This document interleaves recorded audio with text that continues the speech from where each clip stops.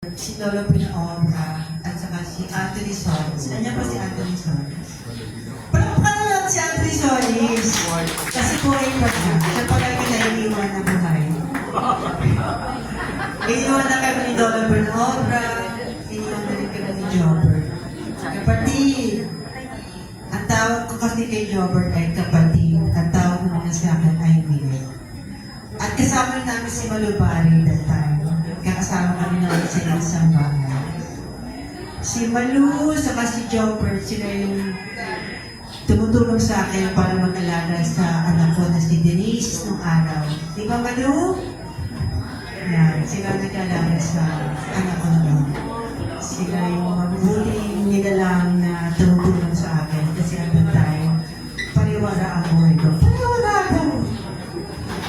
At yun na, si Jobber, siya yung nagluto ng pagkain sa amin. Pinapakain ako niyan. Sinusubuan pa ako minsan. Pinagluluto, pinakakain, lahat na ginagawa ni Jobber para sa akin. Kaya ang gawa kalimutan si Jobber. Pinaglalaban din ako niyan sa mga tao na umaaway sa akin, yung mga tao na binabash ako nung araw kasi bashing is alive. Bashing is real.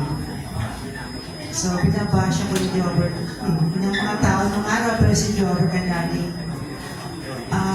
nandiyan to the rescue. Na hanggang ngayon, ganyan pa rin siya. Lagi siyang nagtatanggol sa mga alaga niya na binabash na mga tao walang magawa sa buhay.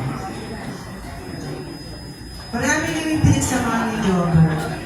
Nag-aaway kami, nagbabati, nag-aaway, nagbabati.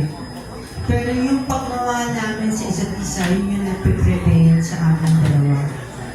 Never namin pinabayaan isa't isa, never namin kinalimutan ng isa't isa.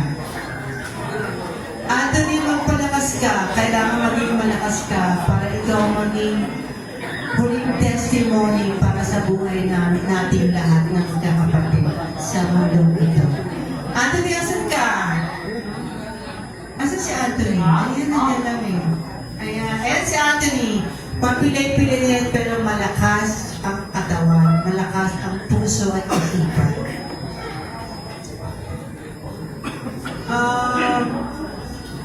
Ang laging kinakanta ni Jobber para sa akin nung araw, paborito niyang kantahin ay home.